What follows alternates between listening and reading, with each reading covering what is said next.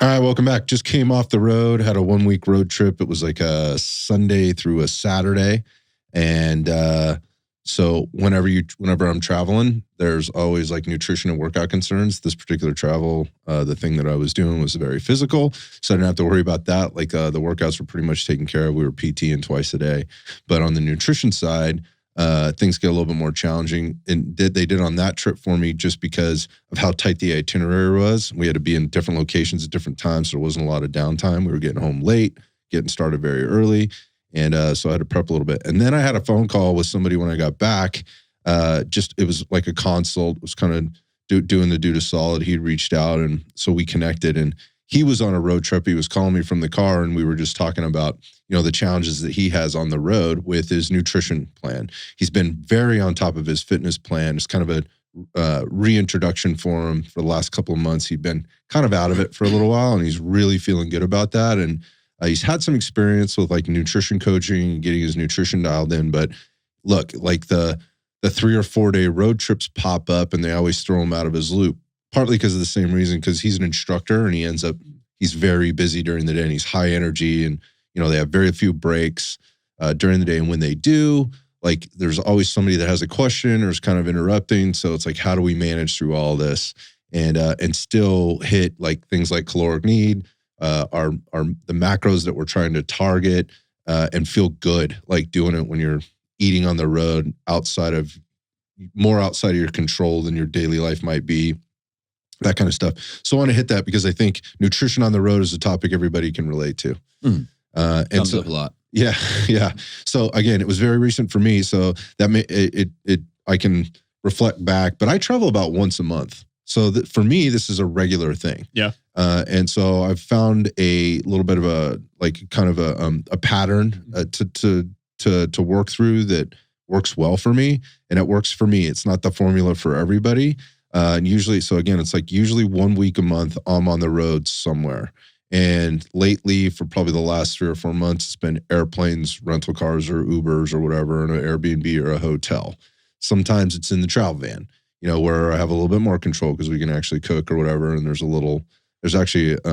have much more control, I feel like, in terms of like convenient, good food that I would prefer to eat versus like having to eat out or something like that. So I wanted to talk through some of those things, maybe give some people some guidance today. So, Stephen, where do you want to start with this since you are the resident nutrition expert? I would say the first place to start, number one, this comes up all the time. This comes up with our clients very frequently. We have a very mobile client base here. But the first place to begin, where I always like to begin any coaching relationship, is setting the expectations and understanding like, okay, what type of trip is this? Is this the type of trip like you're taking that's primarily like a business focused trip? There is a regular frequency to it, or is this your trip to the Bahamas for 10 days? Like what type of trip is this? And then you want to set some parameters there, like as far as, okay, is this like the type of trip where I just want to be in vacation mode? I've been crossing my T's, dotting my I's for the months leading up to this trip. And now on this trip, I don't want to worry about it. I just want to enjoy myself. I want to eat whatever I want, drink whatever I want, sleep all day, not exercise. Is this more of like a break, like almost a reward for all of the work that you've put in? Or is this a trip where, this is just a part of my regular routine? I need to pop over to, another city for a couple of days. And this is just almost like part of my work week and part of my regular routine. This is kind of a mindset thing, just going into it, like how on point do I want to be or not want to be during this thing? Yeah. Sometimes the best laid plans don't necessarily get executed the right way. But I love where you're going with that because, and you mentioned the word like diet break. Vacations for most people probably should be a diet break, right? They don't have to be. Like if you're committed to some type of an event or an end result that has a timeline and a specific date or whatever, well, then you might need to tighten it up a little bit. But I think for most people, they're like, hey, this is that once a year or twice a year vacation that I get to go on or whatever. I'm heading out to Mexico, right? Well, fucking eat and drink your ass off, do your thing, right? Yeah.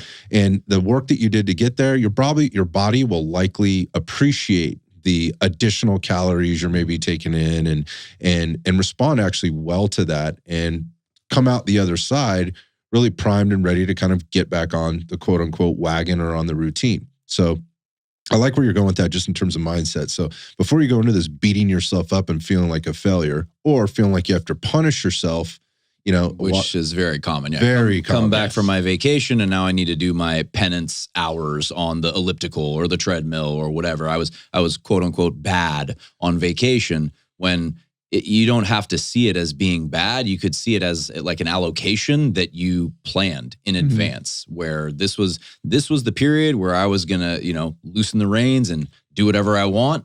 And now I got that out of my system. Now I can get back to business as usual. Yeah, interesting part about you mentioned, so another word you mentioned there was like periodized. So we talk about periodizing your training constantly. And if you're periodizing your training, in some sense, you should also be periodizing your nutrition. And if you've set yourself up for success there and you're on some type of a well-managed or, plan that you're managing yourself, like you should be planning for this week off, kind of diet break or off your exercise or, I guess, stepping back from it a little bit. So it can be planned. And again, there can be a reward there psychologically, mentally, and also physically or physiologically as, again, maybe we're just putting different foods in the system. We're putting way more food than we would typically be putting in the system. You can kind of consider maybe part of the refeed process or whatever else. And you might come out the other side actually in a better position than you went in. Well, and I think that's kind of like a big example, like the buildup of the idea that like, you can go kind of too far down the line of like, if it fits your macros, like eating whatever you want, balance, whatever. So there still is like, you want good quality food in general, but just like having some balance and giving yourself some leeway in your normal week to week can help with adherence in the long run. I think like having those mental breaks where you go on a vacation and you allow yourself to go a little bit, crazy relaxed. I think that actually helps with when you come back, it helps your commitment as you get back into it versus I think people almost thinking like, I can't allow that. And then they just are always punishing themselves. Yeah, so that can be beneficial. Yeah, being overly restrictive is exhausting. Exactly. And I think a lot of people, they restrict way too much and it's not sustainable, basically. Versus a more reasonable approach where I'm, moderately restrictive. And then maybe I have a break where I'm, quote unquote, allowing myself to be less restrictive and enjoy all the things that I like as much as I want. And then we get back to, again, that moderate level of restriction that can actually be sustained long-term. It's easier mentally. It's easier on your body as well. For sure. Yeah. So that kind of jumps us ahead and then we'll come back to the middle. And that is, planning the entry and then planning the exit out of there. Yeah. So a lot of times when people go on vacation, we see this all the time with clients. They have the planned vacation. They do all the planning to get into it, right? They've spent months doing this, booking tickets, getting here, whatever, right? All the logistics. And they go into it and they have no plan to come out the other end. Like they come back, they're a little tired from the travel or they're a little out of sorts. You got the buzzkill because, you got to get to work the next day or whatever. However, Major Sunday scaries. Yeah. They haven't planned well there. And what ends up happening is it just takes them longer to get back into the groove rather than planning on how they are going to get back into the groove. Yeah. So, they return on a Sunday and just tired and the schedule and things have piled up. I got all the emails that I didn't respond to. And then Monday's gone. And then Tuesday you're like, okay, I'm really going to get after it today. I'm going to make up Monday's workout today and, and I'll get in there and shit, I guess I got to get to the grocery store because we were gone for a week. You see where this is going. And then all of a sudden, 3 or 4 days into the week, they're still not back into the groove because it was poorly planned. And because it was poorly planned, obviously it was poorly executed. So I think about getting into the vacation and just not being anal retentive about it, but thinking about how I'm going to come out the other side. Am I prepped to have success coming out the other side? It's always like there's 2 more, 3 more vacation meals. You're like, oh shit, we didn't have, dinner tonight. Let's just, fuck it. We were doing whatever last week. Let's just do another night. We'll order in something, whatever that is. We'll go the DoorDash route, whatever. Or something. And that starts to get you further and further out of your routine. And quite frankly, at that long, if you're in 7-10 days, and again, I'm just picking arbitrary numbers out, now your body's probably starting to feel this a little bit. It's not feeling great, right? You may be having some gut issues. You're certainly maybe a little bloated, a little dehydrated, from whatever you were doing on your vacation or whatever you weren't doing, however that worked. And now we're caught in this kind of like negative feedback loop. So having a plan to come out of it, I think and I just wanted to mention that coming out the other side is, I think is important. And that we're talking about nutrition, but that's like getting back on that regular sleep schedule, getting back on that on that regular workout schedule, as well as everybody else in the house if you're sharing space. Yeah, and I think this applies to even kind of when you're traveling. We'll definitely get more into the specifics of how you attack that if it's more the regular. But for like the coming back, like I love to have staples in my house that don't need to get weekly, that are gonna go bad on a week vacation. Yep. Like I have a lot of non-perishable, like obviously like things like Easy's is frozen proteins, frozen meats, things like that. Even like sometimes frozen veggies or like other like things that you can leave for the house for a week and it'd be fine. You don't have to get rid of, so that when you come back, it's already set up. And even on top of that, some meals that are easy to cook, that are like low prep time, so that night that you're exhausted trying to get back into it, it's a good solid meal right there. Versus I have to go to the grocery store and I don't want to do that. So yeah, that could create some friction there if you're feeling, I need a vacation from my vacation, and I'm feeling too lazy to go to the grocery store and cook, an elaborate meal. Yeah, that could be a good middle ground between just ordering the pizza again and, going full bore on, an elaborate meal that you don't really have the bandwidth for. So having, easy to prep meals, I think that's a great idea. That you can just, this is better than ordering the pizza, but it's not as labor intensive as, as going to the grocery store, all that. I mean, ideally, if you have the energy to go to the grocery store because it's so challenging. And the time. That I think is very valid as far as like coming back to a pile of work, feeling overwhelmed. Gotta do laundry, I need to prioritize that. Yeah, all the dirty clothing from the vacation, whatever, all that needs to get done. It's easy to then shuffle, 5 days later, and I'm still not really back in my usual routine. So I think that is a nice stepping stone to have some easy prepped meals. Or easy to prep meals available, non-perishable, things that are already like locked and loaded, ready to go. I did want to move on to though. Okay, this is the vacation side of things. What about like yourself? Like, what is this? The work trip? Like this is not vacation mode. I think that is maybe a little bit more of a challenge for most people. Like, how do I stay on target for the next 2 to 3 days that I am away for the weekend or whatever? Yeah. So when we talk about this is a good time to kind of add in here. Like our ultimate dietary success is never solely just about the food that we put in our system. It's about all the things that we're doing. What we're talking about now is kind of planning and making sure we're set up for success, eliminating hurdles, eliminating roadblocks.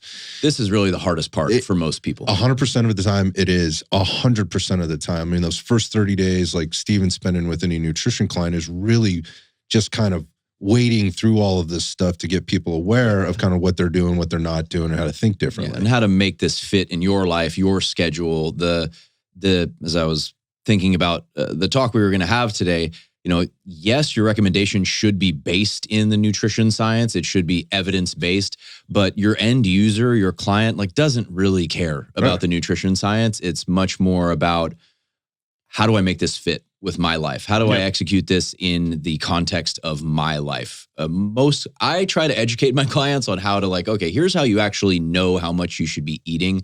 Calculate this, maybe some education on food choices and why this is a better choice. But most of the time I find they're like, that information's available. Like, how do I actually do this? Yeah, just tell me what to do. Yeah, just tell me how do I stay consistent? How do I I got a business trip to Vegas. That's come up a couple times recently with clients of mine. How do I survive that?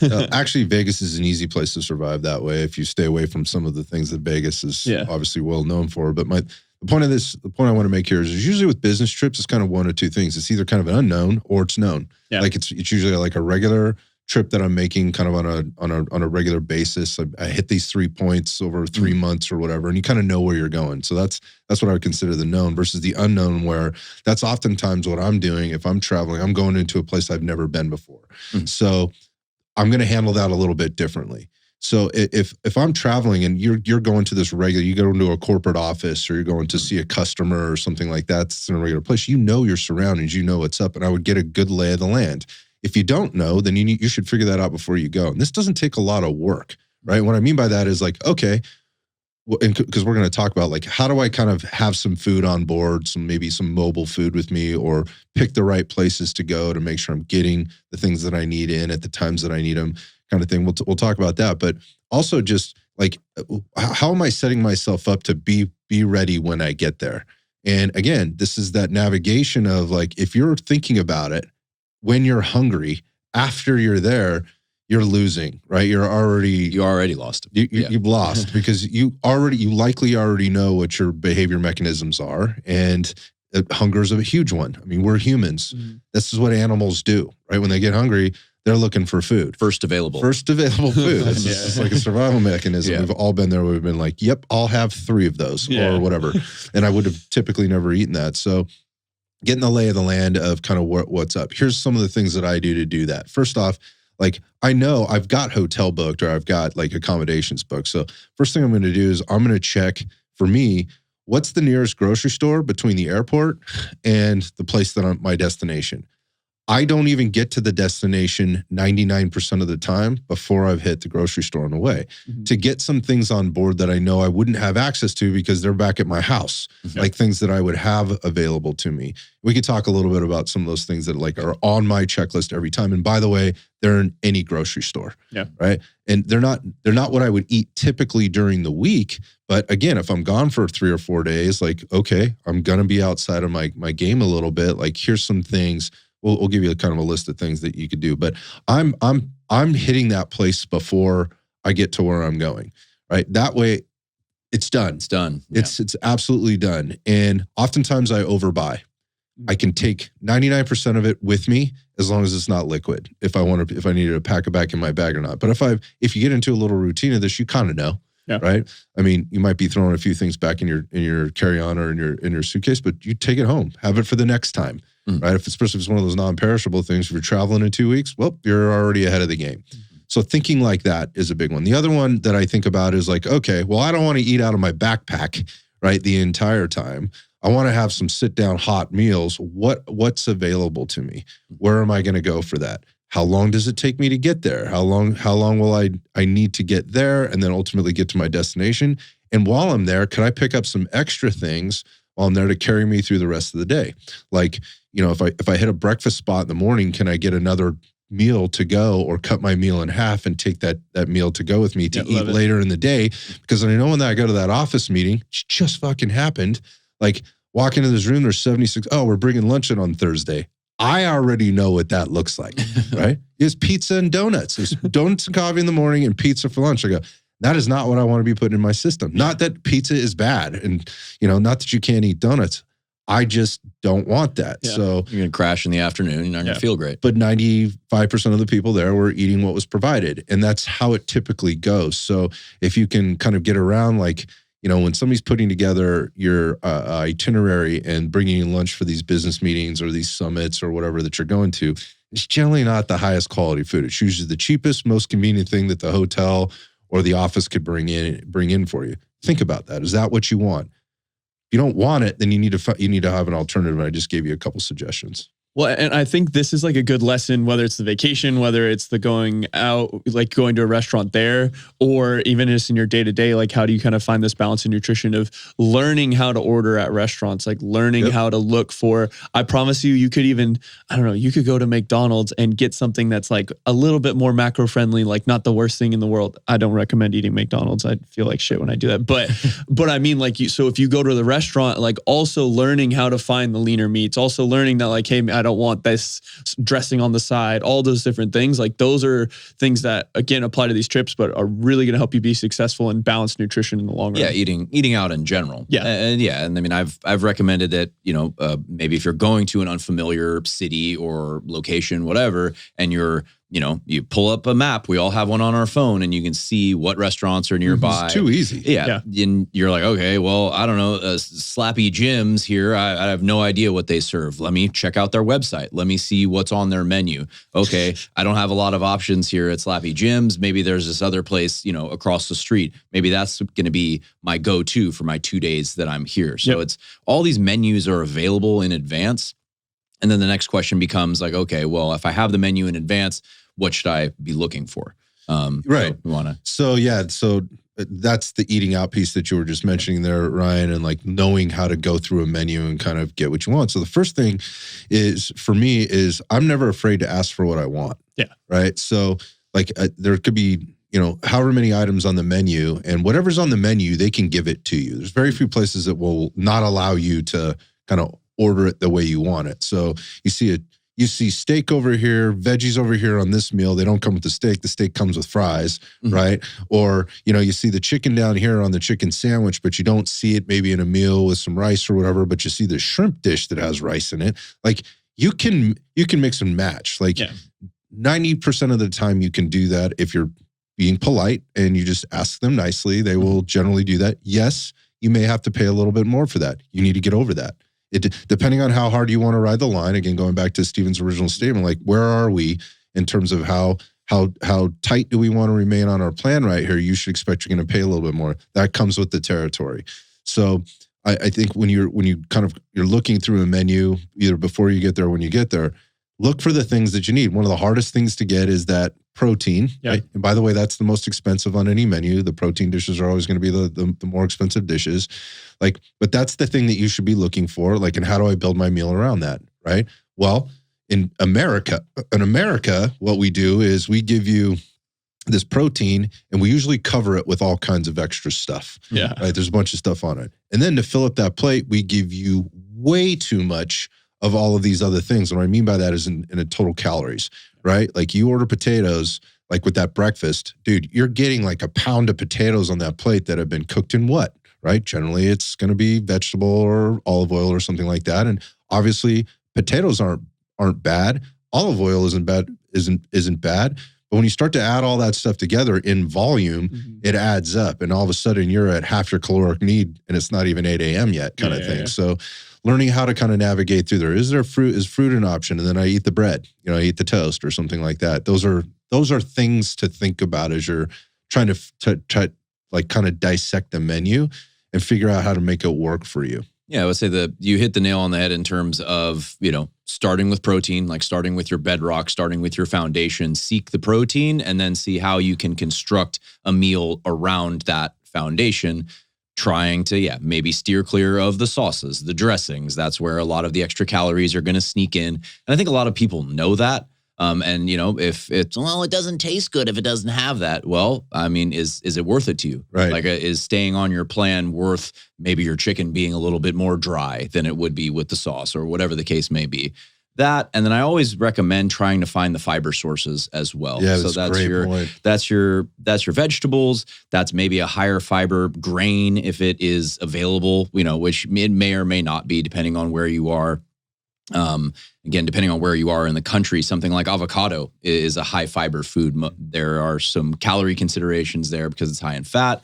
However, it's very nutrient dense. It's high in fiber, high in vitamins and minerals. I'm going to get a lot of bang for my buck in terms of nutrient value out of that avocado. As an example, I know they're not always available depending on where you are, but seeking the protein, seeking the fiber, and then it, will depend on, what your goals are as far as, the carbohydrate intake or whatever else is on your plate. But if we can start with those two foundational pieces, those kind of set the scene that we can then build the rest of the meal around. We're going to process that rice or other simple carbohydrate easier if we have the protein and the fiber on board. So start with the protein, find some fiber, and then see how you can kind of fill in from there is usually my recommendation. And I don't think unless you're really trying to be dialed in, you need to be the guy coming out and with the scale necessarily on the protein. Yeah, we should probably talk about that. Yeah, as far as portion sizes. There can be that, but so even for the protein, I think especially don't just check the box of like, oh, there's protein included in this. Yeah. Like you should at this point, if you are someone who's tracking and kind of on your nutrition in general, you should have a kind of an awareness of how much protein is.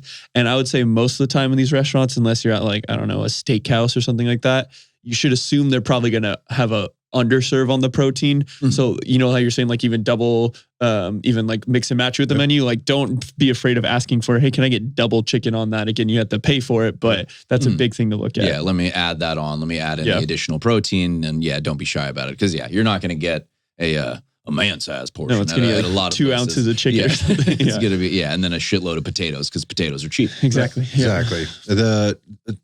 Going back to like portion sizes, it's a skill to be able to look at a plate of food and kind of understand what the volumes or densities are of the different macronutrients or total calories are. Obviously, some things are invisible. You don't know what that, carbohydrate was cooked in, or even the protein for that matter.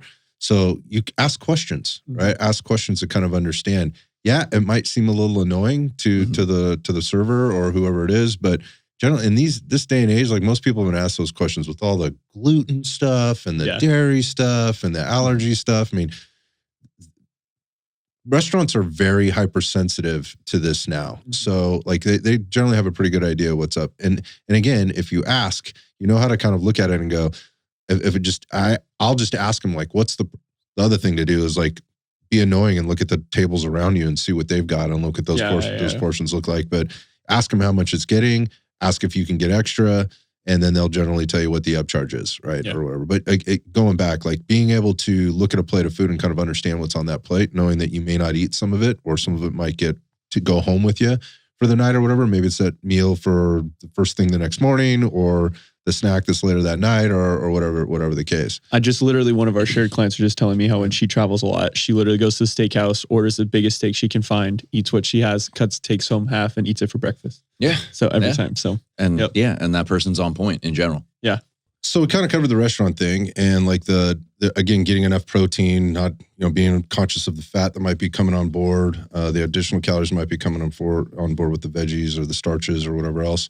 So if you know that and you're worried about upcharges and you don't want to mess with the server with asking for whatever, you can make up some of those things throughout the day. And usually the toughest thing, we just already talked about, the most expensive thing is the protein. So I could save myself some money and I could also get kind of ahead of the game on the protein side on my grocery store trip, right? And so there's things that they're very easy to go to. They're very portable. They don't need to be refrigerated, most of them, or at least not for a very long time, that you can have on board and you can kind of maybe be getting those in between as quote unquote snacks to bolster the total protein intake for the day. Some of these will be super obvious. Some of you might just say, I'm not fucking eating that. We hear that all the time. I'm not eating that. That's gross. All right, you do you. Yeah. Find an alternative. But some of the go-tos for me, and again, every grocery store will have this. I always go to the no nitrate, no nitrite beef jerky or jerkies that are in the store.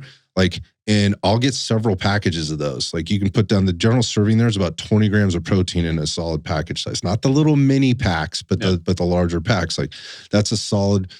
I don't think you want to be putting that in your system every day, right? But again, this is kind of a one-off thing. Like I'm trying to make up my protein on this day. I know I've got a busy day and I'm trying to put it in there. Yeah, so it's portable. It's non-perishable. You can plug it in. I can eat some of it now, some of it later. Reseal the bag. It's going to keep. One of the other things I like, this one.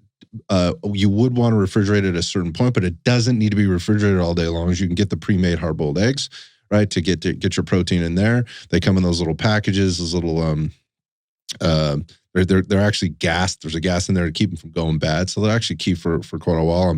I won't tell you how long I've gone without refrigerating my eggs, but I've never had a problem. But you can get those, and most of your hotels have little refrigerators or whatever. So if you put them in there and you put it in there at the beginning of the day, they're going to be fine, for several hours, right? You can kind of go to there. One of those things is a lot of times these hotels will give you the complimentary continental breakfast. I can't stand that breakfast. I don't even get anywhere near it for a lot of reasons, is my personal reasons. But sometimes they have those hard-boiled eggs. I'll just go down there and clean that shit out. Right? Repack my little Ziploc bag that I got that I've either taken with me or I got from my other eggs that I bought from the store. So you got eggs as an option, right, on the protein side. The other thing that's super easy is the tuna option. They have all like the pre-made tuna packs, the tear open pouches. Here's my little trick. Like sometimes like raw tuna, I ate just plain tuna for so long, it's a little tough for me to get near it anymore. It has to have a little something in it. Little packs, a little mustard, or like maybe a little like non-fat mayo or something like some pickle relish or something to sweeten it up, give it a little texture. So you can get those packs, and then they also serve, like you'll see their little snack packs. There's like it's like a 2 ounce, it looks like a cat food container is what it looks like, right? And it comes in a little box with some crackers, right? And it's like kind of like a little Lunchable. Yeah, Lunchable. You can get them like in a 3-pack. They're like $5, right? Yeah. And so that little container, I just take it and I put it in the full Ziploc and I mix it up with just the plain tuna. So it takes a little bit of the, just the dry, tuna off of it. Again, there's a little bit more flavor to it. There's a little bit of texture to it. It wets it down a little bit in a different way. Yeah. So that's a one that I go to all the time. You can find that stuff anywhere. Those are good ones for me. You mentioned the fiber thing, right? Fruits, easy. I go to the berry section That one gets a little tougher if you don't have like a refrigerator to keep them in, but I'll go to the berry section. Sometimes you can find those just little snack packs where they got, it's like a 3. Yeah, the tri-berry thing, raspberry, like, blackberry, blueberry. Exactly. You can eat those things all day long. High nutrient value and fiber content for very low calorie content, right? So that's an idea. I'm just throwing stuff out that I do, right? Yeah. Sometimes I'll grab like those little things come with crackers. I will eat those crackers, those little tuna packs I was telling you about. Yeah. But I'll grab like a box like rice crackers or something that's has a little bit of fiber and a little salty, crunchy to fill me up while I'm out there on the road. The other thing that I really like is like yogurt. Yeah, I was gonna say that was the one that. Yeah. It's so portable, right? It'll keep for a while after you take it out of the. You don't want it in your hot car all day or whatever. But it's not gonna go like it's not gonna make you sick. If it got a little bit gets warm. to room temperature, yeah. Yeah, it might not feel great putting it in your face because this is warmed area. Yeah. Milk was a bad choice. It's so damn hot. That kind of thing. But at the same time, like I really like that because you get high protein content, a little bit lower calories. You get the low sugar, low fat stuff. So going back to the restaurant stuff and the choices you might be faced with at the, at the company meetings or whatever somebody's bringing in for lunch or whatever, this can subsidize that. So you're not having to make so many adjustments or think so hard there. Or you can even have a slice or two of the pizza, but you don't have to rely on that. You came in a little bit preloaded, and now I don't have to get everything I need from pizza and donuts, which you're inevitably not going to get what you need. Yeah, exactly. That's what I was just going to say. Like those carbs, fats, especially, those are easy to come by usually in those kinds of settings. Whether it's you're going to the restaurant and all that, like exactly what you just said, like preloading your protein. Like if you're already at 180 grams of protein when you're going to dinner, and then you're a little bit low on calories, then you can kind of have some more leeway. That's great. I mean, I obviously, you didn't mention this, but obviously there's the easy, like the protein powders or the protein, like the ready to drink drinks or protein bars, stuff like that. Those are simple, easy too. I also like rice cakes or another good simple carb. Yeah, you can do some stuff with that. Yeah, rice cake and peanut butter or something like that. If you need a little bit of a calorie boost in between meals. And the protein. I mean, the protein bars, the first question I always get is, well, what protein bar is good? Yeah. Yes. Which is a difficult question to answer because there's so many of them. I mean, there are some kind of rules of thumb in terms of like a sugar content. If you want to stay below 10% of total calories coming from sugar. If, sugar is a carbohydrate, 4 calories per gram, then you'll need to do a little bit of math there. Like, are there added sugars in these bars? Usually it's, something like a Special K cereal bar or something like that. It's probably going to be lower protein, added sugars, all that. So you'd like to keep those to a minimum as far as protein percentage in a protein bar or grams per bar. And that can depend on the size of the bar, how many total calories are in the bar versus how many of those calories are coming from protein. But I mean, if it's less than 10 grams of protein per serving, I don't consider that a protein bar. Yeah. No. That might be like some other meal bar, kind of thing. Sure. So yeah, I'd agree with you. One of the things that I do look at those bars on, I don't go to like the protein bars. There's one or two that I'll grab. I do not like eating them. They do not taste great to me. Like I don't like the textures in them.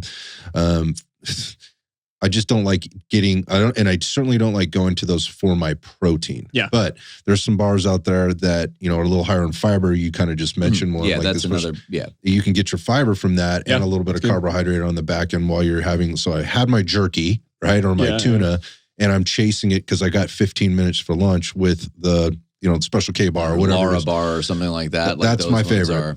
I'll stick those in my bag or whatever. They can get crushed. They can get they're very they can get hot. They can get cold. Yeah, they're pretty resistant, right? Yeah, they're a resilient bar. Those Laura bars. Yeah, but primarily carbohydrates in those. Yeah. So it's all very packable, all very portable. I mean, these are just suggestions. You do you. But if you could go into any grocery store, Fred Meyer, Smith's, Safeway, Whole Foods, wherever it is that you are on the planet, like at least in the country, I've been in some very rural, I would even say desperate areas that had that were very restricted in terms of what they had access to. And I could get all the stuff that I just mentioned. Yeah. So that's part of the reason I do it, because when I go in, this is what's on my list. And so let's say if I was going to be gone for a week, I spent $100 on, jerky's a little bit expensive. You're paying like $7-8 a thing. You're looking at it going, set you back a little bit. God damn, why does beef jerky cost $13? Stick was only 3 bites, $6. However, that extra 3 ounces of chicken that I asked them to put on that salad or whatever it is I ordered at dinner, they charged me $8 or $9 for. Yeah. Right. And that was for one meal. Right. Yeah, versus I could stretch this stuff over a longer period of time. And again, I don't have control over how they're cooking it. Maybe it tastes like shit. Now I'm stuck with a shitty piece of chicken that I didn't want, that doesn't even taste good. Right. Versus going to like my go-to jerkies or things like that as an example. So I don't like getting into like, here's the solution, but I do like giving people practical examples of here's things that you can, you should be thinking about when you get there and how to overcome those things. I mean, some of the stuff you can even get in some of the better like convenience store, gas station markets. Depending on where you are in the country, some are better than others. I have my favorites, but yeah, I know what's in there. So if I'm desperate or if I'm running a little bit low on fuel or whatever else, I know I can, and I don't mean in like petrol, I mean on fuel, I know I can jump in there and get stuff. The other thing I would say here that often gets left on the table is your hydration when you're on the road. Yeah. And staying hydrated. And so one of those things that goes on that list every time is I always get like a solid pack of like 1.5 liter waters or whatever. If I have to leave those behind, I don't feel bad about that, right? For whatever I can't take with me, whatever I don't drink and I can't take with me, maybe back on an airplane or whatever. But I'm always making sure I probably do a better job on the road drinking water than I do at home because it's there and it's like in my backpack and it's, or whatever, my bags that I'm carrying. And so I'm constantly going to that. So, the hydration piece I think is super important, especially if you're eating foods that aren't generally in your, in your regular plan, helps that processing of all that stuff, keeps you up to speed. Hydration is similar to sleep in terms of like when you get dehydrated, everything kind of just starts to shut down a little bit, right? Behavior changes can happen when you're dehydrated, but you start to feel a little shitty, feel a little lethargic. And climates can have a huge impact on this stuff too. Altitude, obviously heat. Right. So being aware of that when you're out and you're traveling stuff to stay on plan. Easy to forget. That's a good point. Very. All right. What else? What else do we want to cover before we wrap it up? Because I think, again, for me, it was really about giving people some more direction on how to think about it, not on here's your menu and tick the box. Because I think too many people try to do that, and then as soon as one of those box can't or doesn't get ticked, then they quote unquote fall off the rails or throw their hands up. Well, I mean, I think we talked about setting your expectations beforehand. Is this more of a vacation mode? Am I trying to stay somewhat on point, or am I trying to nail it down to the last calorie? Which hard while traveling, but setting that expectation of, how far am I willing to go to stay on track? Like how inconvenienced am I willing to be to stay on track, and having that, those parameters set up in advance. We also talked about, doing some research as to where you're staying, what's going to be available to you. Is this a hotel? Is this an Airbnb where you have a kitchen available to you and you can prep food? You can make maybe a larger, a more substantive grocery run. What's around me? What restaurants are around me? Am I in an urban environment or am I in a rural environment? Somewhere in between. Are things walking distance? Am I going to have to take an Uber? Do I have time to do that? Thinking about your itinerary, all of those types of considerations ahead of time. And then we talked a little bit about, what you can bring with you, what you can take back with you, those types of things, and how to maybe make some mindful choices at a restaurant, at the grocery store.